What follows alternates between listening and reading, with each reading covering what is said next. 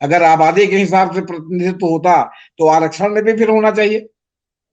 तो वो व्यवस्था है इसमें कि आप संसदीय प्रणाली को आप जो है क्या कहते हैं बदल नहीं सकते। मतलब जो आप राष्ट्रपति प्रणाली चाहते हैं, जो बहुत दिन से मोदी जी ने नैरेटिव चला रखा है कि राष्ट्रपति प्रणाली कि मतलब एक आदमी हो जाए, आप 4 साल की जगह 8 साल, फिर उसको कार्यकाल 4 साल मिल जाए, 6 साल मिल जाए, फिर 6 साल बाद चुनाव हो, मैंने अंत अच्छा और डिक्टेटरशिप टाइप का मामला हो जाए, वो जिसको चाहे मंत्री नियुक्त करे ना नियुक्त करे, जिस चीज पर चाहे वीटो कर दे, तो कहाँ लोकतंत्र रहेगा आप सरकार। ये भी व्यवस्था। कहने का मतलब है कि धनखड़ ने केशवानंद भारती पर उपराष्ट्रपति जी ने हमला करके एक प्रकार से अपरोक्ष रूप से संविधान के मूल ढांचे पर हमला किया है और इस बात का परिचय दिया है कि कहीं न कहीं सरकार के मन में पूरे संविधान को बदलने की या जो उनकी राह में सत्ता में लगातार बने रहने में बाधा है संविधान, उसको वो बदलना चाहते हैं ताकि अपनी मनमर्जी चला सकें और अंत काल तक अनंत काल तक केवल संघ की तरह जो है वो देश के जो है शासक बने रहे। 2014 से अब तक जितने भी जजों के नाम गए जिनको सरकार ने रोका वो पब्लिक हो जाएगी तो क्या होगा उसकी रिपोर्ट। या 2000 से हम कह रहे 2000 मान ली 1999 से अटल बिहारी वाजपेयी की सरकार लगातार चली और फिर उसके बाद यूपी के लगातार चली, फिर मोदी जी की चल रही है। अगर 2099 या 2000 से अब तक सुप्रीम कोर्ट हाई कोर्ट में जिनका नाम गया, जिनको रोका गया और क्यों रोका गया, वो पब्लिक हो जाएगी तो क्या होगा। अभी तो ये बात है। 13 की पोजीशन पहुंच गए हैं आप। मैं ज्यादा नहीं कहता, मैं कह रहा हूं कि अकील कुरैशी को जिस तरह ट्रांसफर के लिए सब इन्होंने सरकार ने रोका और जिस तरह उनको जो है त्रिपुरा के एक जो है बहुत ही मामूली उसमें जो है जाके भेज दिया हाई कोर्ट में, 5 जजों वाले हाई कोर्ट में भेज दिया, बड़े हाई कोर्ट से नहीं बनने दिया मध्य प्रदेश का चीफ जस्टिस, सुप्रीम कोर्ट में एलिवेट होने नहीं दिया। अगर उनका जो है उसमें क्या क्या आपत्तियां लगाई हैं ये पब्लिक हो जाएगा तो क्या होगा। 3 जजों का जो बंद लिफाफे का जूरिस्प्रूडेंस है, जो सरकार आईबी और आररा की रिपोर्ट है, आप उसको क्लासिफाइड रिपोर्ट कह सकते हैं, उसको डीक्लासिफाई करके सुप्रीम कोर्ट ने रिलीज कर दिया और पूरे देश में सरकार की भद्द पिट गई है कि किस किस तरह छोटे छोटे मुद्दों को लेकर के ये जजों के नाम को अटकाती है।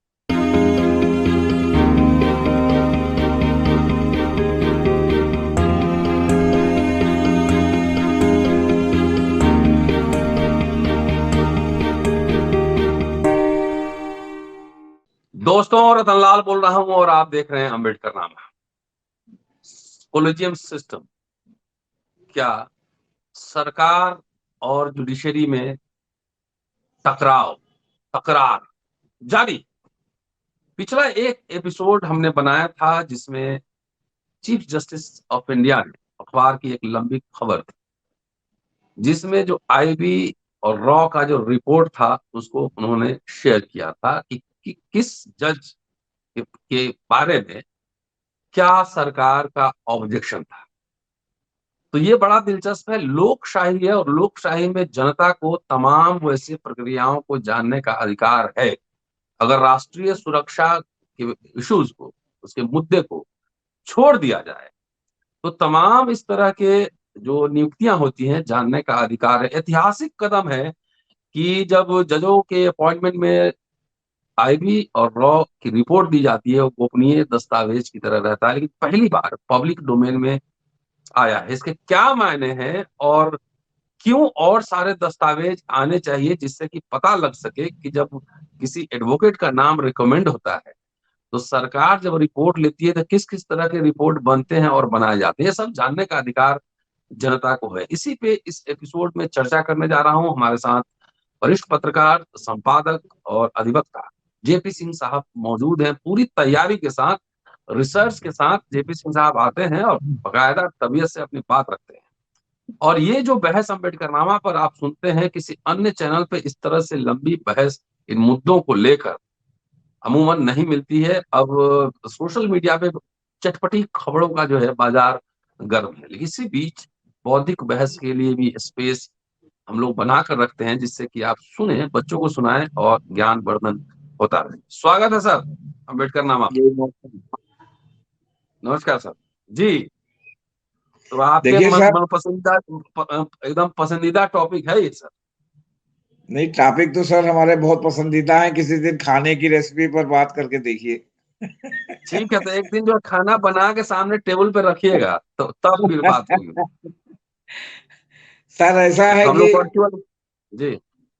ऐसा है कि जो न्याय के गलियारे में है या जो सत्ता के गलियारे में है, वो किसी फिल्मी कहानी, किसी ओटीटी के सीरियल हम्म। या और चटपटी बातों से कम सनसनीखेज नहीं है। हम्म। ये सामने नहीं आता, इसलिए लोगों को पता नहीं चलता। जी। अगर ये सामने आने लगे तो आप ये समझे कि आपको लगेगा कि अरे, ये उतने ऊंचे स्तर पर ऐसा होता है। हम्म। आपने बंद लिफाफे का जूरिस्प्रूडेंस पिछले कुछ दिनों से चर्चा में सुना होगा। जी। ये बंद लिफाफे का जूरिस्प्रूडेंस वो है कि बंद लिफाफे में क्या डॉक्यूमेंट दिया गया है, केवल जज साहब देखते हैं और कोई नहीं देखता। यहां तक कि जो वादी प्रतिवादी जो भी सरकार के खिलाफ होता है, उसको भी ये नहीं दिखाया जाता बंद लिफाफे का जूरिस्प्रूडेंस। बंद लिफाफे में क्या हम्म। लिखा है, वो पहली बार सुप्रीम कोर्ट ने कॉलेजियम मामले में जो है उजागर कर दिया है। और अच्छा। वो भी केवल उन 3 जजों का उजागर किया है जिनको हम्म। हाई कोर्ट में वकील से एलिवेट होना है। जबकि इस हम्म। बीच में बहुत अधिक संख्या में कॉलेजियम की सिफारिशें वापस की गई हैं या रोकी गई हैं या विचाराधीन है। हम्म। आप ये कल्पना कीजिए कि 3 जजों का जो बंद लिफाफे का जूरिस्प्रूडेंस है, जो सरकार आईबी और आर्रा की रिपोर्ट है, आप उसको क्लासिफाइड रिपोर्ट कह सकते हैं, उसको डीक्लासिफाई करके सुप्रीम कोर्ट ने रिलीज कर दिया और पूरे देश में सरकार की भद्द पिट गई है कि हम्म। किस किस तरह छोटे छोटे मुद्दों को लेकर के ये जजों के नाम को अटकाती है। हम्म। किसी ने हम्म। व्हाट्सएप शेयर कर लिया तो आपने रोक दिया। किसी ने क्विंट हम्म। की स्टोरी जो है वो क्या कहते हैं शेयर कर ली जो आपके खिलाफ है, तो आपने उसको रोक लिया। किसी की लिव इन जो है वो क्या कहते हैं पार्टनर, वो है आपके विदेशी है, वाइफ है हम्म। या लिव इन पार्टनर है, साथी करके आया है, हम्म। तो उसको, वो विदेशी है तो आपने उसको रोक दिया। क्या कहते हैं विदेश मंत्री की वाइफ विदेश, वो क्या कहते हैं विदेशी है तो आपको चलेगा। आपके डोभाल साहब के लड़के का बिजनेस इंटरनेशनल है, उसमें भी काफी आपत्तिजनक लोगों ने आपत्तियां व्यक्त की हैं, वो चलेगा। तो इस तरह की हम्म। छोटी छोटी बातें जो आप इस तरह करके लोगों को रोकते हैं। आप एक और जो है किसी को कहते हैं कि साहब ये गे मेंटेलिटी का है। हम्म। आपकी सरकार ने गे कानून बनाया है कि आपने वैलिडिटी दे दी है सुप्रीम कोर्ट के आदेश के बाद, तो हम्म। आप वैलिडिटी दे रहे हैं, उसको नौकरी लग रही है, वो आईएएस हो रहा है, वो किसी भी जो है वो आपके क्या कहते हैं मंत्री पद पर उसको जाने पर रोक नहीं है। तो अगर वो सुप्रीम कोर्ट का या हाई कोर्ट का जज बन जाएगा तो क्या प्रॉब्लम है। और हम्म। बाकी जो लोग छिपे हुए हैं, जो लोग ऑलरेडी जिनके बारे में बहुत लोग विस्परिंग करते हैं कि ये हम्म। गे हैं या ये लेस्बियन है, वो अगर उनका छुपा हुआ है तो आप आपको उसको बनाने में कोई प्रॉब्लम नहीं है। अगर किसी ने पब्लिकली जो है उसके पक्ष में बोल दिया और आपने कानून से उसको वैलिडिटी दे दी है, तो आपको गे बनाने में दिक्कत है। आप ये हम्म। कल्पना कीजिए सर कि जो बाकी लोगों का जो अभी सुप्रीम कोर्ट ने जो है जिनके पास जो क्लासिफाइड डॉक्यूमेंट के रूप में लिफाफे में जो आईबी और रा की रिपोर्ट है, वो अगर जो है वो डिक्लासिफाई होके पब्लिक हो जाएगी तो क्या होगा। ये हम्म। 2014 से अब तक जितने भी जजों के नाम गए जिनको सरकार ने रोका, वो पब्लिक हो जाएगी तो क्या होगा उसकी रिपोर्ट। या 2000 से हम कह रहे 2000 मान ली 1999 से अटल बिहारी वाजपेयी की सरकार लगातार चली और फिर उसके बाद यूपी के लगातार चली, फिर मोदी जी की चल रही है। अगर 2099 या 2000 से अब तक सुप्रीम कोर्ट हाई कोर्ट में जिनका नाम गया, जिनको रोका गया और क्यों रोका गया, वो पब्लिक हो जाएगी तो क्या होगा। अभी तो ये तीन बात है। तेरह की पोजीशन पहुंच गए हैं आप। मैं हम्म। ज्यादा नहीं कहता, मैं कह रहा हूं कि अकील कुरैशी को जिस तरह ट्रांसफर के लिए सब इन्होंने सरकार ने रोका और जिस तरह उनको जो है त्रिपुरा के एक जो है बहुत ही मामूली उसमें जो है जाके भेज दिया हाई कोर्ट में, 5 जजों वाले हाई कोर्ट में भेज दिया, बड़े हाई कोर्ट से नहीं बनने दिया मध्य प्रदेश का चीफ जस्टिस, सुप्रीम कोर्ट में एलिवेट होने नहीं दिया। अगर उनका जो है उसमें क्या क्या आपत्तियां लगाई हैं, ये पब्लिक हम्म। हो जाएगा तो क्या होगा। हम्म। आप बताइए हमको। इतना सवाल बड़ा तो गहरे हैं। ब्रह्मास्त्र सुप्रीम कोर्ट के पास है, और सुप्रीम कोर्ट का कॉलेजियम ने जो ये पहली बार 3 लोगों का जो है ये सार्वजनिक कर दिया है, तो हम्म इससे आप समझिए कि लीगल सर्किल में एक प्रकार से तूफान आ गया है कि आखिर सरकार किस तरह के जो है वो चीजों को करके रोकती है। और फिर जो दागी जज हैं, जिनकी हम्म पत्नी पर पीएमएलए का मामला चल रहा है, उसके बाद उनको लगातार एलिवेशन दिया गया और सुप्रीम कोर्ट तक पहुंचाया गया। सुप्रीम कोर्ट से रिटायर होते ही उनको जो है वो क्या कहते हैं, एक जो है उसका न्यायाधिकरण का जो है अध्यक्ष बना दिया गया। उनकी जो है उनके में क्या रिपोर्ट आई थी और कैसे उनकी नियुक्ति हुई, ये हम्म सार्वजनिक हो जाएगा तो क्या होगा राह और उसकी। और ये मैं इतने दिन से इस लीगल प्रोफेशन से जुड़ा होने के बावजूद, लगातार निगाह रखने के बावजूद, मैं ये नहीं जानता था कि आईबी के साथ रा की भी रिपोर्ट लगती है। ये हम्म पहली बार हमको पता चला कि रा की भी रिपोर्ट लगती है। तो जो रा हम्म जो है, जो आरएसएस के अनुसांगिक संगठन से जुड़े लोगों का जब नाम जाता है और तुरंत उसका अनुमोदन हो जाता है, तो उसमें क्या रिपोर्ट लगाती होगी, वो भी देश को जानना चाहिए। और मैं भी जानना चाहता हूं, एक व्यक्तिगत नागरिक और मतदाता होने की हैसियत से। मैं लोकशाही में हम्म रहता हूं और मेरे वोट से सरकार बनती है, तो मुझे भी ये जानने का हक है कि आखिर कैसे जो है वो क्या कहते हैं, मतलब ये इस तरह की सब रिपोर्ट आ जाती है, और कैसे पक्ष की रिपोर्ट आती है और कैसे विपक्ष की रिपोर्ट आती है। और फिर इसके साथ, क्षमा कीजिएगा, मैं मतलब एकदम ओपनली कह रहा हूं कि मुझे देश की जो संवैधानिक व्यवस्था है, जिसमें रा, आईबी, आपका एनआईए, इस तरह के जैसे चीजें बनाई गई हैं, ये क्या पॉलिटिकल टूर है कि मतलब हम्म जिसको चाहे आपको रगड़ना हो इनके माध्यम से रगड़ दीजिए, जिसको चाहे अंदर करना हो इनके माध्यम से अंदर कर दीजिए।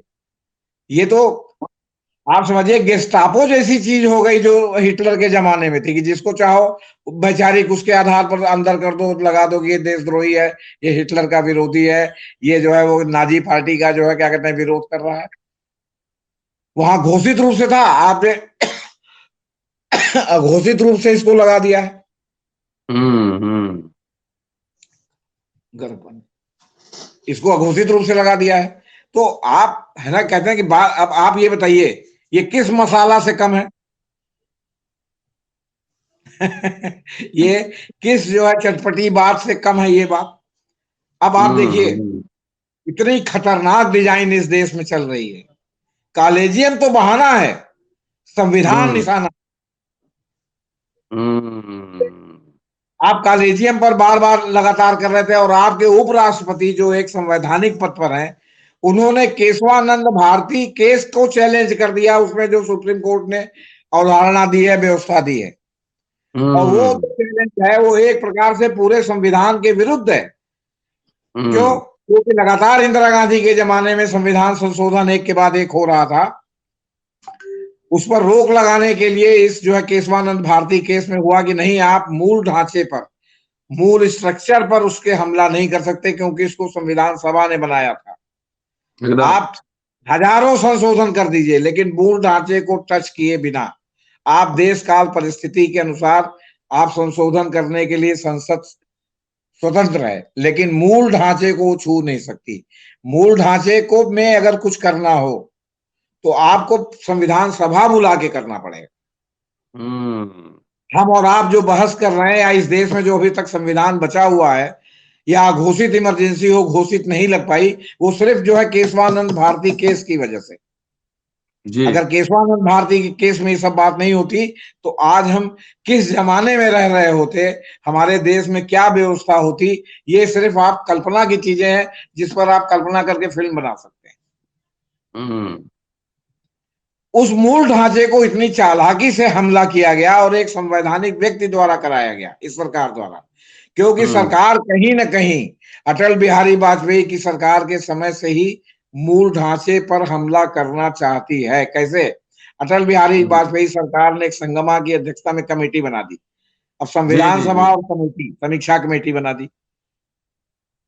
आपको संविधान सभा बुलाना चाहिए ना, आपको अगर नया संविधान देश में चाहिए तो। कमेटी बना दी, हम्म उसका कुछ हो नहीं सकता था, क्योंकि वो मूल ढांचे वाला मामला था। और तो और मूल ढांचे में वाले मामले में यहां तक फैसले में लिखा मतलब है कि आप जो है संसदीय प्रणाली को राष्ट्रपति प्रणाली नहीं बना सकते। आप ये जो हम्म एक वोट के बहुमत की एक वोट के जो बहुमत से आपकी सरकार चुनी जाती है, आपका एमएलए एमपी जनप्रतिनिधि चुना जाता है, उसको आप समानुपातिक प्रतिनिधित्व के रूप में नहीं बदल सकते कि समानुपातिक प्रतिनिधित्व क्या, जैसे जर्मनी में सिस्टम है कि जो है एक वोट की नहीं, समानुपातिक की टोटल वोट कितना मिला, हमारी ये लिस्ट है, इसके अनुसार लोग चुने जाते हैं और नहीं चुने जाते। और जगह इंग्लैंड में एक वोट का जो है वो है आप बता बहुमत। आपके अमेरिका में इसी तरह मतलब सब सिस्टम है। आपका समानुपातिक सिस्टम नहीं है जिसमें आबादी के हिसाब से प्रतिनिधित्व हो। अगर आबादी के हिसाब से प्रतिनिधित्व होता तो आरक्षण में भी फिर होना चाहिए। तो वो व्यवस्था है इसमें कि आप संसदीय प्रणाली को आप जो है क्या कहते हैं बदल नहीं सकते। मतलब जो आप राष्ट्रपति प्रणाली चाहते हैं, जो बहुत दिन से मोदी जी ने नैरेटिव चला रखा है कि राष्ट्रपति प्रणाली कि मतलब एक आदमी हो जाए, आप 4 साल की जगह 8 साल, फिर उसको कार्यकाल 4 साल मिल जाए, 6 साल मिल जाए, फिर 6 साल बाद चुनाव हो, मैंने अंत अच्छा और डिक्टेटरशिप टाइप का मामला हो जाए, वो जिसको चाहे मंत्री नियुक्त करे ना नियुक्त करे, जिस चीज पर चाहे वीटो कर दे, तो कहाँ लोकतंत्र रहेगा आप सरकार। ये भी व्यवस्था। कहने का मतलब है कि धनखड़ ने केशवानंद भारती पर उपराष्ट्रपति जी ने हमला करके एक प्रकार से अपरोक्ष रूप से संविधान के मूल ढांचे पर हमला किया है और इस बात का परिचय दिया है कि कहीं न कहीं सरकार के मन में पूरे संविधान को बदलने की या जो उनकी राह में सत्ता में लगातार बने रहने में बाधा है संविधान, उसको वो बदलना चाहते हैं ताकि अपनी मनमर्जी चला सकें और अंत काल तक अनंत काल तक किमिल संघ की तरह जो है वो देश के जो है शासक बने रहें। इतनी खतरनाक बात है कि पूरा लोकतंत्र के जड़ों पर हमला है और इसके लिए तो हमारे देश में कोई व्यवस्था नहीं है, वरना महाअभियोग चलाया जाना चाहिए सुप्रीम कोर्ट में की अध्यक्षता में कि क्या कोई व्यक्ति संविधान पर इस तरह हमला कर सकता है। संविधान को बदलने की बात करें। अगर आपको पूरा ढांचा बदलना है तो आप दूसरी संविधान सभा क्यों नहीं बुलाते? उत्तर से दक्षिण और पूर्व से पश्चिम और दक्षिणपंथी वामपंथी घोर वामपंथी सबको उसमें प्रतिनिधित्व के बहस कराइए ना। और देखिए एक प्रावधान पे क्या होता है, आप जीतते हैं कि दूसरा जीतता है। ये तो कहने का नया तात्पर्य ये है कि इतना ये खतरनाक तो बात। अब देखिए इस बात को चीफ जस्टिस ने या जितने भी लीगल जो है आपके सर्किल के लोग हैं या न्यायविद हैं, उन्होंने इस बात को तुरंत पकड़ लिया केशवानंद भारती को। 73 का जो है फैसला है, सन 73 का। और केशवानंद भारती के फैसले को जब इंदिरा गांधी ने आपके जो है वो सुप्रीम कोर्ट में सुपरसीड करके एएन रे को जो है जज बना दिया था, तो उसके बाद एएन रे ने प्रयास किया था सुओ मोटो इसकी समीक्षा की और इसको बदलने की।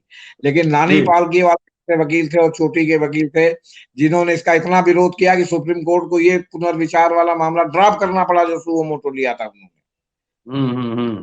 मतलब है कि अगर आप पूरे संविधान के मूल ढांचे जिसके ऊपर हमारा विधान और पूरा जो है ये देश जो है 75 साल से चल रहा है, आप उसको जो है मतलब तहस नहस करने की आज की डेट में बात कर रहे हैं। और वो भी मतलब आप कॉलेजियम के बहाने कर रहे हैं। असली मंशा तो आप ये है कि आप ये संविधान बदलना चाहते हैं ताकि अनंत काल तक आप जो है देश की सत्ता पर कब्जा किए रहें और जो मन करे वो करें।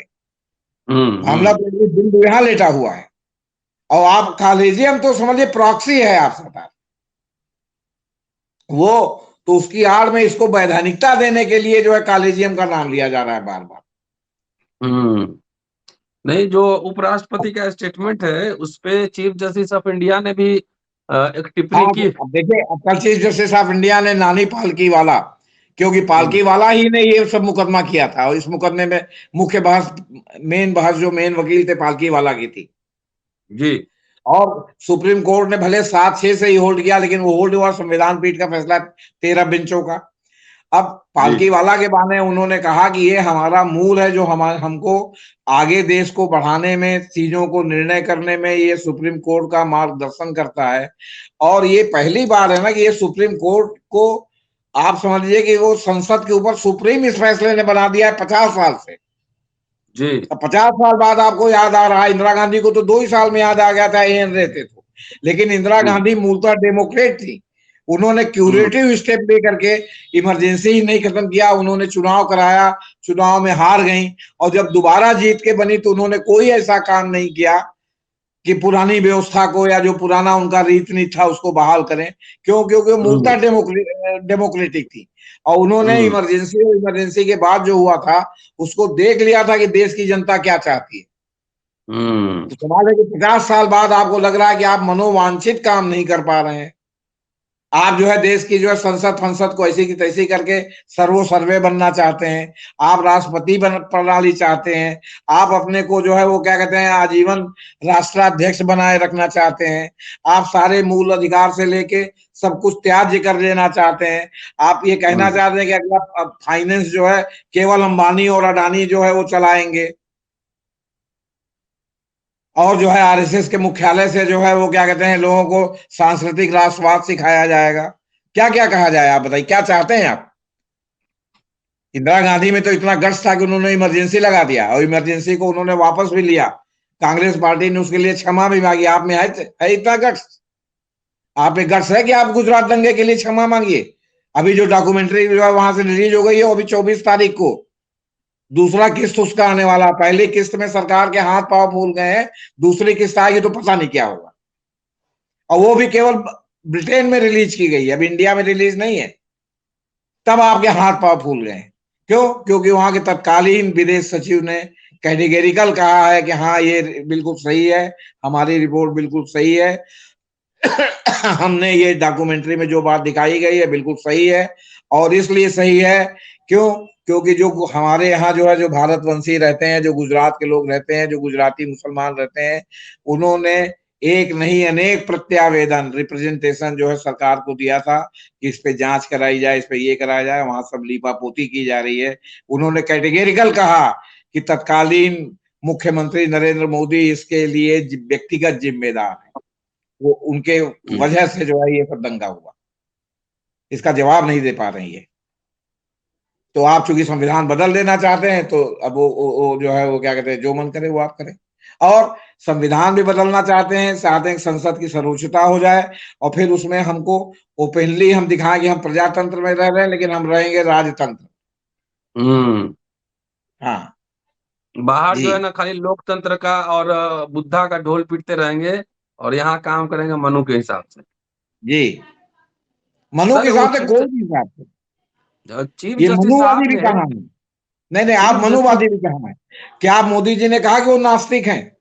नहीं है ना। मोदी जी तो आस्तिक है, एक आस्तिक पार्टी को जो है वो लीड कर रहे हैं।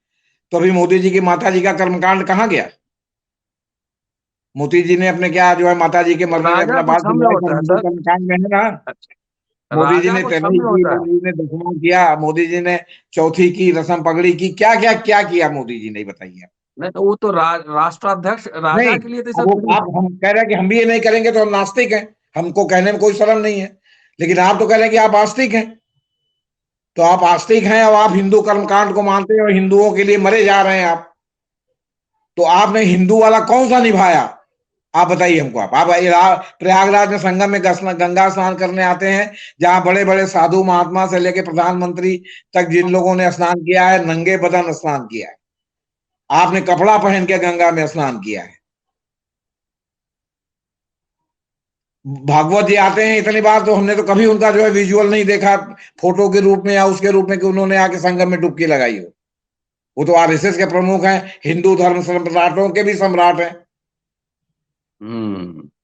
तो खाने के दांत और दिखाने के दांत में भी इन लोगों में जो है कोई अंतर करने का जो है वो नहीं है। खाने का राजा दांत भी ने सिलेक्टेड है। कलेक्टेड है, सुन लीजिए, खाने का दांत भी सिलेक्टेड है। अब ये तो खाने का दांत था ना। जैसे आप वहां रुके रहे, आप अपनी माता जी के उसमें गए, आपने जो है उसमें अग्नि प्रवाह में आपने हाथ लगाया, तो भाई बाकी भी आप करते, आपका विश्वास होता है ना होता लोगों को दिखाने के लिए। जो बड़े भाई किए होंगे। ये भी हाथ लगाए तो बड़े भाई किए थे, तो हमारे तो कजिन ब्रदर मर गए थे और देखिए ये बाल छिलवा लिए हैं। हाँ सर ये बताइए, चीफ जस्टिस ऑफ इंडिया ने एक टिप्पणी की है उपराष्ट्रपति के भाषण पर। जी, क्या कहा है उन्होंने? उन्होंने कहा कि संविधान के बेसिक स्ट्रक्चर डॉक्ट्रिन माने मूल ढांचे का जो एक सिद्धांत है वो नॉर्थ स्टार है, ध्रुव तारा है, जो मार्ग जो है मार्ग दिखाता है। उन्होंने कहा कि जनता के प्रतिनिधि आते हैं चुन करके, वो संविधान में संशोधन करते हैं, लेकिन जो है इस ने जो है क्या कहते हैं, ये दिखा दिया है इस जजमेंट ने कि संविधान सर्वोपरि है, उसके मूल ढांचे से छेड़छाड़ नहीं की जा सकती और न इसकी इजाजत दी जा सकती है। ये मार्गदर्शक है, ये हमें रास्ता दिखाता है कि हम कैसे फैसला जी करें, और इससे जी देश का संविधान अभी तक अक्षुण्ण है, बचा हुआ है। अब इससे ज्यादा राष्ट्रपति क्या, वो आपके क्या चीफ जस्टिस क्या कहेंगे, जी आप बताइए जी। चलिए सर, एक और आखिरी उन्होंने सवाल। जो कहा है, तो आखिर आप इस 8 साल से इसी संविधान के कारण सत्ता में बने हुए हैं, चाहे बाई हुक बने हो चाहे बाई क्रुक बने हो, आप बने हुए हैं, और आपको अब लगता है कि जो है बाई हुक और क्रुक में गड़बड़ी आ गई है, तो आप चाहते हैं कि पूरा जो है संविधान का ढांचा ही बदल दें, और आपने उसके लिए राष्ट्रपति को चुना कहवाने के लिए, ये बात कहवाने उपराष्ट्रपति। के लिए आपने राष्ट्रपति को चुना। आप में इतना गट्स नहीं है ये बात कहने के लिए, आप इतने लोकप्रिय हैं तो कह के देखिए कि जनता आपको जो है गले सर माथे पे उठाती है, और जो 302 सीट आप पाए तो अगली बार 402 सीट पा जाए आप, कह के हम्म। देखिए सर, जी। ये तो जो तीन कैंडिडेट्स के जो रिपोर्ट पब्लिश हुए हैं और अखबारों में बड़ी खबर छपी है, ये तो ऐतिहासिक है और पहली बार है। क्या चीफ जस्टिस ऑफ इंडिया से कुछ अपील करना चाहेंगे? ये सारे नहीं, मैं reports chief I. Justice of India से ये देखिए, ऐसा कोई संवैधानिक ढांचा है मान लीजिए, जी। उसका उजागर होना, बहुत सी चीजें वास्तव में ठीक नहीं होती हैं आपसे, हम्म तो उसमें जैसे मान लिया कि हम ये नहीं कह रहे हैं कि सब गोपनीयता भंग होनी चाहिए, कुछ हम्म। गोपनीयता भी सरकार में बनी रहनी चाहिए, तभी सरकार का इकबाल बना रहता है। जी। लेकिन अगर आप इस तरह आप हम्म। उसका नाजायज फायदा उठा करके किसी दूसरे संवैधानिक संस्था को दबाएंगे, अब हम्म। मान लीजिए कि आप भी चोर हैं, हम भी चोर हैं, हम्म। आपने भी भ्रष्टाचार किया, हमने आपका देखा है, आपने हमारा देखा, जी। और आप ईमानदार बन के हमारे ऊपर जो है विस्परिंग कैंपेन चला दीजिए, ये कैंपेन चला दीजिए, वो कैंपेन चला दीजिए, हम आप मित्र भी हैं, एक ही थैली के छट्टे बट्टे हैं, आपने चला दिया, चलाने के बाद 10 लोग हमसे कहने लगे, पब्लिक डोमेन में बात आ गई, तो हमको हम्म। कह के नहीं कहने के लिए कि रतन लाल जी ने तो हमारे बारे में कह दिया, अपने बारे में बताया कि इन्होंने जो है कॉपी जांचने में पैसा ले लिया, इन्होंने पेपर लीक करने में पैसा लिया, यहाँ है कि नहीं है ये बताइए, हाँ हाँ है? हाँ हाँ, जी तो जी जी। सवाल इस बात का है कि जब हमाम में सभी नंगे हैं तो सबको एक दूसरे ने देखा है, हम्म। और जब सबको एक दूसरे ने देखा है तो जो है वो फिर एक दूसरे पर कीचड़ उछालेंगे तो भैया कीचड़ आप पर भी उछल सकता है।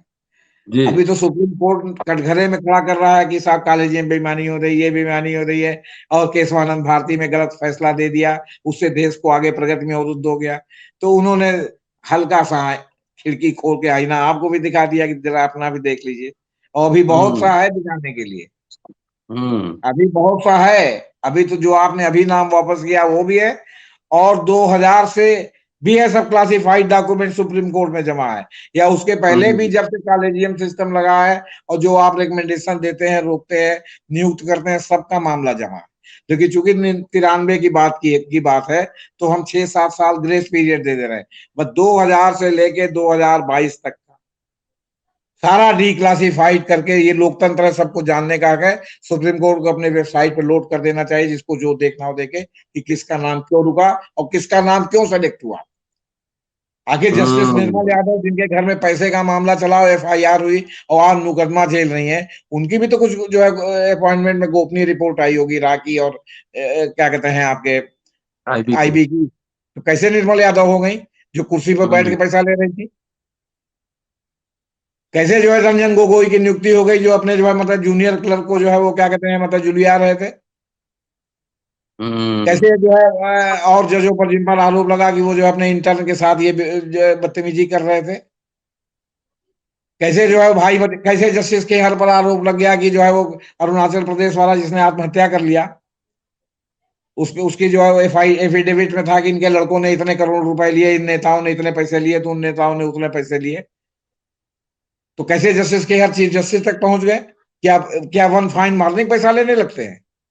प्रशांत भूषण ने हम्म। साथ साथ जो है वो क्या कहते हैं आपके चीफ जस्टिसों पर आरोप लगाया कि वो करप्ट थे, उन्होंने उदाहरण दिया, वो मामला सब आपने दाखिल दफ्तर हो गया अंत में आते आते, तो जो वो लोग सेलेक्ट हुए थे तो उसमें किसकी रिपोर्ट लगी हुई थी? आईबी और की रिपोर्ट लगी थी कि नहीं लगी थी? तो क्या थी, तो कैसे वो बन गए थे?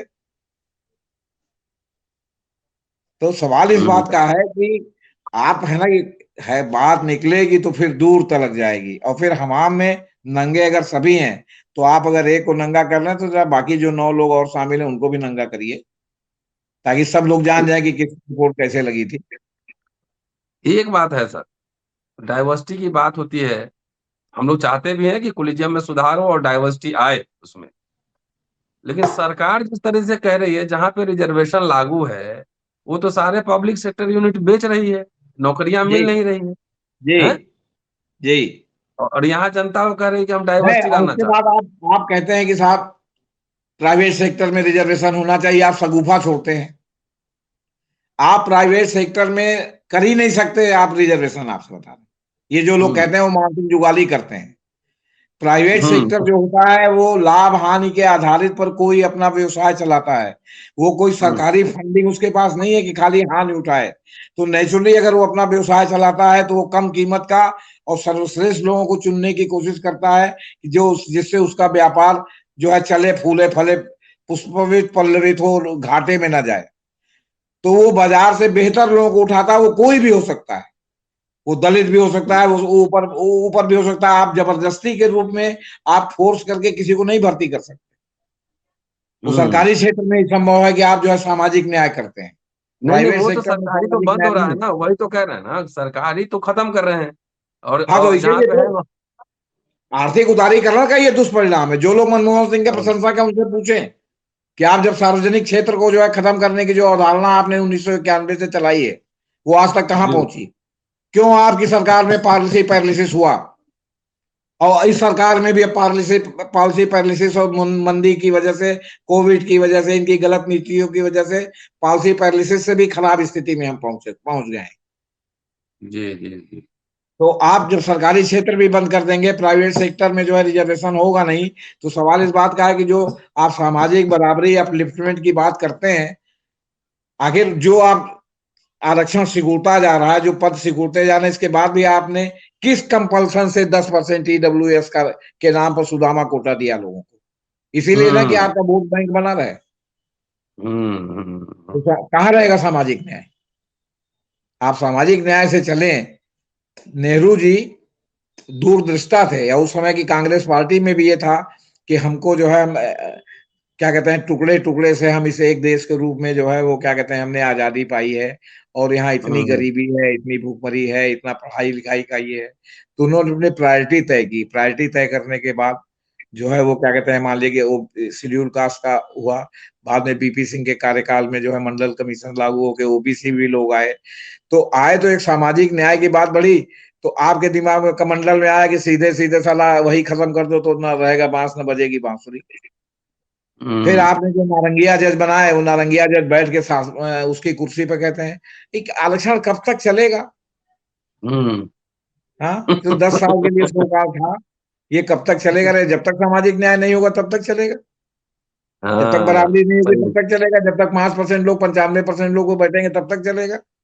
जी, शुक्रिया सर। जी दोस्तों, शेपी सिंह साहब हैं, विभाग बोलते हैं, बच्चों को भी सुनाइए, ज्ञान वर्धन होगा। यहाँ चटपटी खबर नहीं, वैचारिक विमर्श, कानूनी विमर्श, कानून के दायरे में, लोकशाही के दायरे में ये बातें होती हैं। पूरा वीडियो देखिए, दिखाइए, शेयर और सब्सक्राइब करते रहिए। शुक्रिया, जल्दी मिलते हैं अगले एपिसोड। जी, नमस्कार।